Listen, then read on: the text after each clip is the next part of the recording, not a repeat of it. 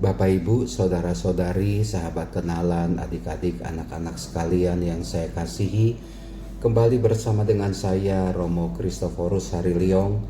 Kita akan merenungkan Sabda Tuhan bacaan Injil hari ini, Rabu 4 November 2020. Hari ini gereja memperingati Santo Carolus Borromeus, seorang uskup yang menyerahkan hidupnya untuk kemuliaan Allah. Bacaan Injil diambil dari Lukas bab 14 ayat 25 sampai dengan 33. Mari kita mohon terang Roh Kudus untuk membaca bacaan Injil hari ini supaya kita tidak salah menafsirkan, menangkap bacaan Injil pada hari ini. Dikisahkan dari dalam bacaan Injil demikian. Pada suatu ketika orang berduyun-duyun mengikuti Yesus dalam perjalanannya.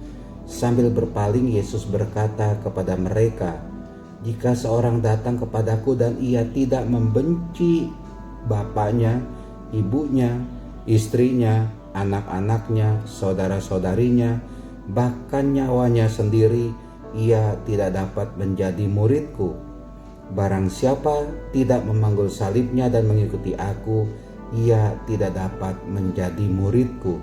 Bapak Ibu saudara-saudari terkasih, kita bertanya, loh kok kenapa Tuhan Yesus mengajak kita membenci Bapak kita, membenci ibu kita, membenci orang tua kita?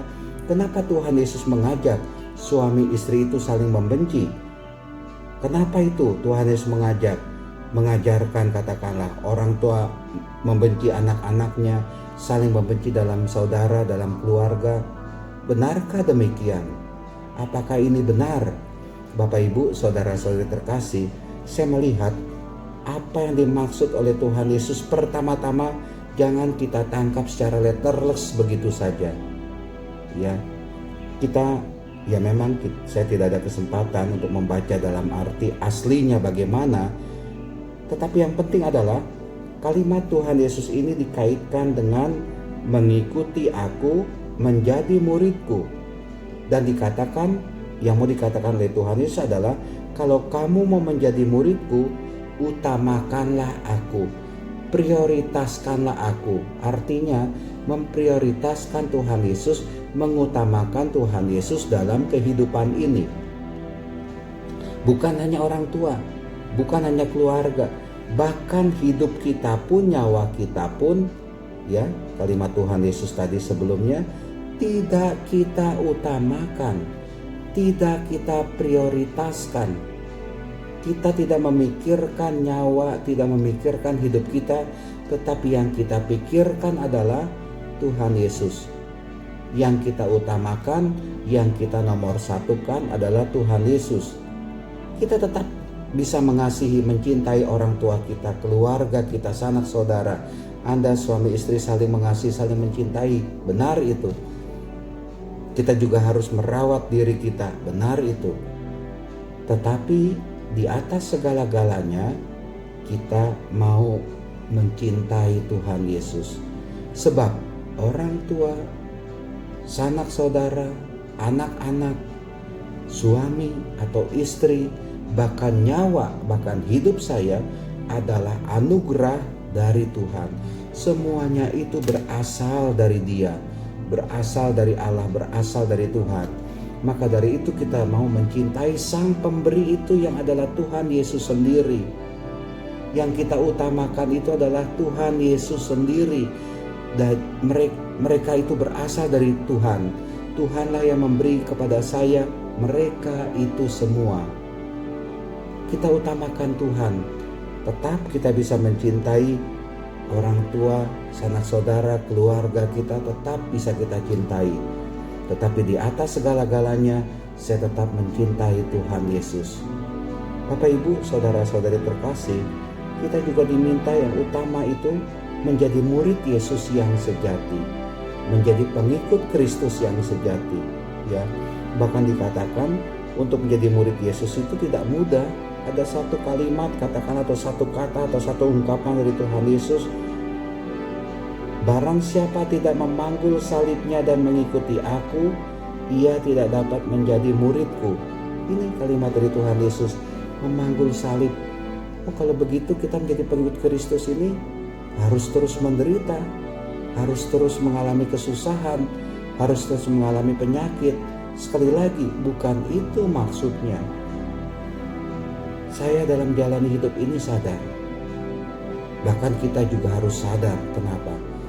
Yang namanya masalah itu tidak bisa kita hindari. Yang namanya cobaan, derita, penyakit tidak bisa kita hindari. Maka dari itu saya pikir adalah keliru kalau kita berdoa memohon kepada Tuhan supaya kesulitan, kesusahan, derita itu tidak kita alami.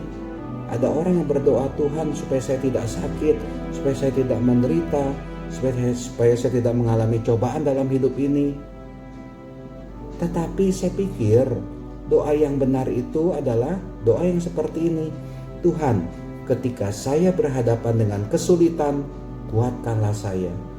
Ketika saya berhadapan dengan penyakit, berhadapan dengan masalah, berhadapan dengan cobaan, kuatkanlah saya. Karena ini adalah salib yang harus saya pikul. Dan salib itu tidak bisa kita lepaskan, kita geletakkan, kita tinggalkan. Tetapi saya harus kuat. Ya, kalau jatuh bagaimana? Ya kita bangkit. Ya, Tuhan Yesus saja memanggul salib itu bukan dalam situasi yang nyaman.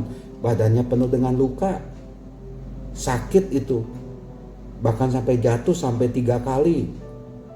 Benar-benar sungguh menderita sakit. Tapi Tuhan Yesus tetap kokoh, tetap kuat berjalan. Tidak mau menunjukkan dirinya itu lemah, tidak mau menunjukkan dirinya itu kalah. Dia tetap bangkit, dia tetap jalan dengan segala kesakitannya. Ya itulah dia, kita mau kuat di dalam Tuhan. Maka dari itu kita mohon kekuatan dari Tuhan. Bila kita mengalami kesulitan, penderitaan, cobaan, derita, penyakit dalam hidup ini, satukan diri kita dengan Tuhan Yesus supaya kita kokoh, supaya kita kuat. Bukannya supaya penderitaan itu disingkirkan, dilenyapkan, kesusahan itu disingkirkan, dilenyapkan. Sejauh saya alami, itu tidak bisa kita singkirkan. Saya pun mengalami yang sama, Anda juga akan mengalami. Dan bagi saya, menurut saya, kesulitan hari ini muncul, selesai, nanti akan datang lagi. Penderitaan ini selesai, bisa saya hadapi. Tapi suatu saat ada lagi penderitaan yang lain yang muncul.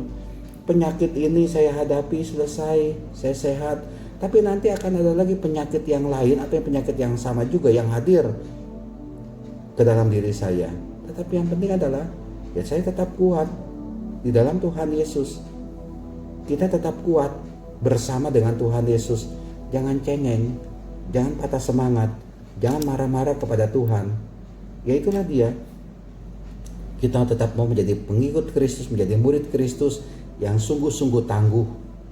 Saya pikir ini yang mau dimaksud oleh Tuhan Yesus. Menomorsatukan Tuhan Yesus, memprioritaskan Tuhan Yesus, mengutamakan Tuhan Yesus, dan tidak patah semangat dalam hidup ini. Kita tetap mau menjadi murid Yesus. Nah, Bapak Ibu, saudara-saudara terkasih, semoga Tuhan memberkati, melindungi kita semua sebagai pengikut, sebagai muridnya. Amin.